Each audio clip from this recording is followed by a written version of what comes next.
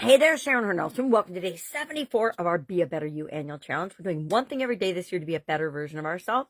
And today we're talking about assessment tools. I wanted to know what are the best personality and communication assessment tools in order to help us to learn more about ourselves and become better communicators, as well as understand other people in our life, in our businesses, in our careers that we interact with on a regular basis.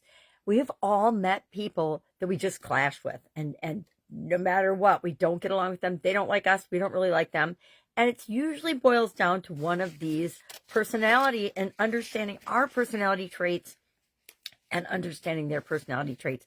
And that equates to our communication and our communication style. I'm a much different communicator than a lot of people, and I rub a lot of people the wrong way. Well, guess what? They're not my people. I'm not their person, and that's okay. There's plenty of people in the world. There's plenty of people that do similar things and similar work to what I do, as well as I do similar work to what other people do, right? And that's okay, because some people can relate to me and want to work with me and like my level of energy and drive and communication and my yelling, whatever. Other people just, it totally turns them off and they're not going to work well with me. Now, I have found in decades of business experience that using one of these tools, I'm going to share just the top four, according to most experts and most lists and most research. Here's the top four. I'm going to share them, quickly try to go into the benefits. Well, I'll talk about what they cover, a little bit of what they cover, very little because I don't have a ton of time. And then advantages and disadvantages to each, because there's strengths and improvement areas to all of them.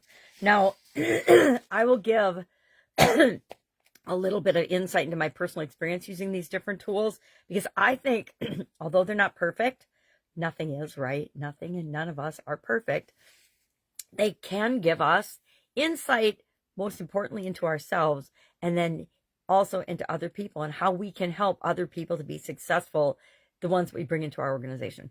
I also highly recommend that you have one of these tools or more, it's up to you, that you use as you're bringing people on board to your team, so that you do understand them better. You do know where they're coming from. You do know what will motivate them versus what motivates another person, right? I've literally had thousands of employees in my lifetime, and very seldom are they motivated by the same thing, because our personalities are different and what's important to us is different. So let's talk about some of these assessments, and I'll share some stories. I've had experience with one of these since I was a teenager. My dad brought it home from 3M, and we all got to do it. He worked for Minnesota Mining and Manufacturing, and he'd bring home a lot of trainings and things that he learned for leadership development and for leadership, and we got access to them because 3M was on the leading edge of trainings and consultants and coaches back then. I think they probably still are. I really don't know much about the company, but I'll talk about that when we get to it. First one is the DISC, D-I-S-C, which stands for Dominance, Influence, Steadiness, and Conscientiousness. And so you answer a series of questions. All of these, you answer a series of questions, usually one thing or the other. They're all online now. There's a free version of almost all of them. If you want more information and more coaching and things, you can always buy that through the upsells. But, and I hate to say this, but I don't remember which one. Tony Robbins uses one of these all the time and encourages people to do it. And I've done it, but I can't remember which one is his. There are literally hundreds of these available, right? Oh, weird. There's hundreds of them available, so you can pick one. But I would say pick one of these big four if you haven't done it before. Find a free one if you've never done it before. And that's going to be our action item today, is to take one of these assessments and actually do it. I'm going to do a different one today because I haven't done it before. So I'm actually kind of excited about it. So the first one is DISC. DISC is probably the most famous and the most popular right now because it's been marketed the most and the best, in my opinion. Benefits of it are it's quick and easy to do. You can find free versions of it. It provides a simple, easy to understand framework for us to get to know ourselves and understand ourselves better. It helps teams to work better together because they understand each other's strengths and weaknesses and preferences for different types of communication. Shortcomings, of course, are it lacks depth of psychological aspects compared to some other methods, right? So it's not super deep and they're pretty superficial questions, in my opinion. Now, I might do a disc analysis again because I haven't done one for a while. And I'm always curious to see how I come out. For the most part, and the next one on our list is the Myers-Briggs. And that's the one I have the most personal experience with. It's the one I've used the longest and the most. It's the one I use with people that I'm bringing on board or thinking about working with. Everybody I think about working with, guess what? Consultants, everything. They either tell me what their Myers-Briggs is or they do an assessment and we find out. On both ends, people coaching me as well as people that I coach. Why? Because it helps me know initially where they're coming from. It gives us a tool to measure how we're doing and how we're communicating, etc.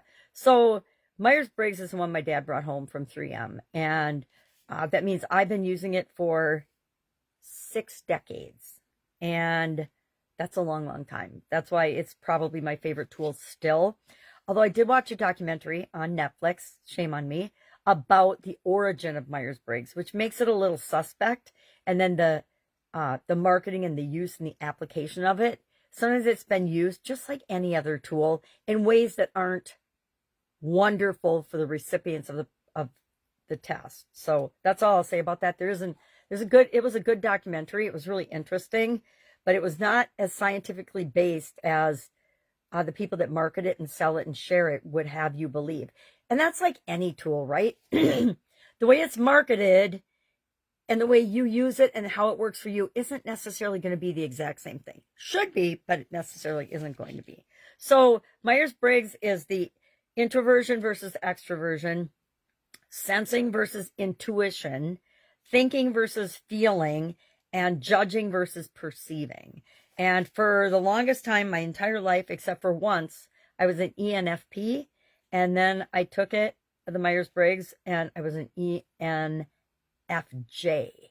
which was shocking to me because I worked long and hard to not be judgmental and judging. And lo and behold, I got an ENFJ and I was quite thoroughly disappointed in myself. But I made some changes and I'm going back more to perceiving. So I might do that one again today too, just to get a feel for where I'm at and see if I'm back to my normal ENFP persona. Again, there's strengths and weaknesses to each of these. This one lacks strong scientific backing and consistency in results. So if you answer the questions or pick differently, you can get different results. And it can be too rigid for labeling individuals. Sometimes we get labeled an ENFP and we're really not an ENFP. Maybe that day we're just an ENFP or all the different ones. ISTJ, whatever. And then it'll give you, each of these will give you some depth, a little bit of more information about if you're this type. And you have to read those things and say, is this really me? Right? And if it's not, I highly recommend taking a different assessment or redoing it. Number 3 is the Clifton Strengths, which is the previously Strength Finder. Focuses on our strengths over our weaknesses. I personally love this one. And I like to use this one, especially when I'm building my own teams and bringing people on board to do different activities and different things with my businesses, because it does help me and them to focus on what they're best at, focus on their strengths. And when you put people in positions where they are allowed to focus on their strengths the majority of the time, the results are often almost miraculous, because we're all doing what we're meant to do and what we love doing. And when you're doing what you love to do and what you're meant to do, it's a lot easier to do it every single day. This one is executing influence, relationship building, and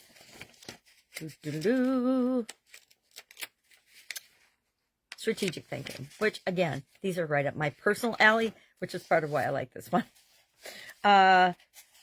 I might do that one today. I might do all of them today if I can find time to do it, because they are, to me, that's fun.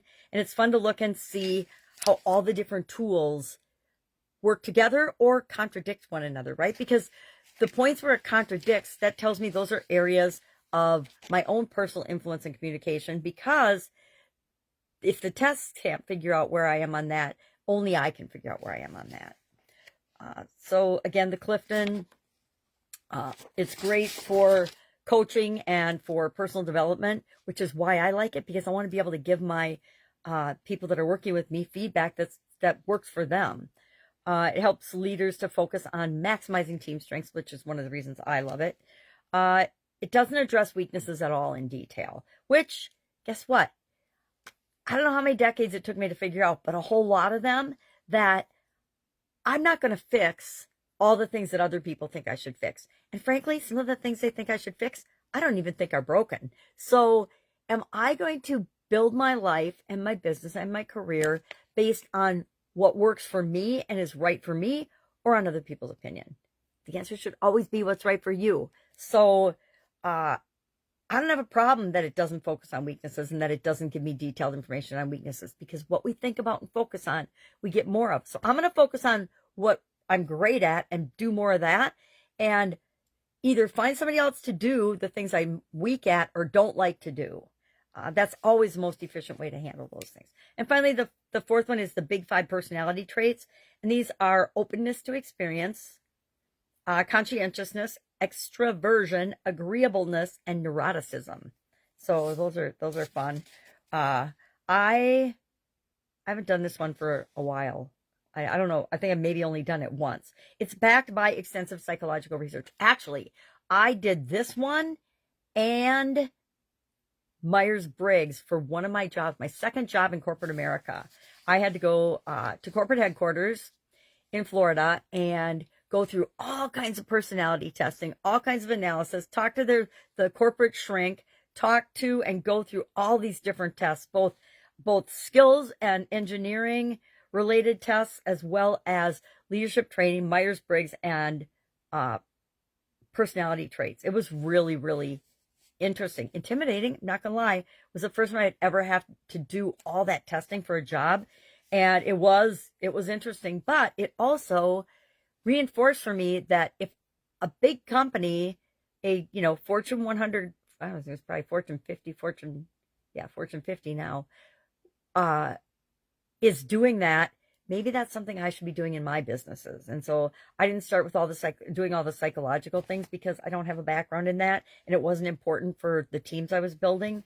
But I do one of them. I pick one or the other depending on the situation and the position and the job, etc., to have somebody go through and do. Not to not hire them, but as part of, I've already made the decision to hire this person. Let's see where they're at and make sure that we can mesh everything together. And we always can, right? Because there's always a way to figure out anything if we're motivated. So those are the 4. So again, big 5 personality traits. And you can Google any of these. Strength Finder, I can probably still find another thing, Strength Finder, but otherwise Clifton Strength. Myers-Briggs, which is B as in boy, M as in mouse, B as in boy, T as in time, I as in important, and the DISC, D-I-S-C. All you have to do is Google them. And I would say, if you don't want to pay for it, Google free assessments, or Google free and then the name assessment, because that'll get you the best results. So what are we doing today? We are doing one of these personality tests, and we're going to share in the comments below just what our letters are, or share the test and then what your results were. Not like, you don't have to give all the percentages and stuff, but just what was bigger. So like, for example, Myers-Briggs, ENFP, that's mine. So extrovert, I'm an extrovert, apparently. Extrovert, intuition, feeling, and perceiving, which is really interesting. Because I remember the first time I did it, I always thought I was this rational thinking person, and it turns out I'm not. All right. Any questions? Ask. If you need help with this, hit me up. Otherwise, have a great day, and I'll, of course, be with you tomorrow. Have fun with this. This is a really fun activity.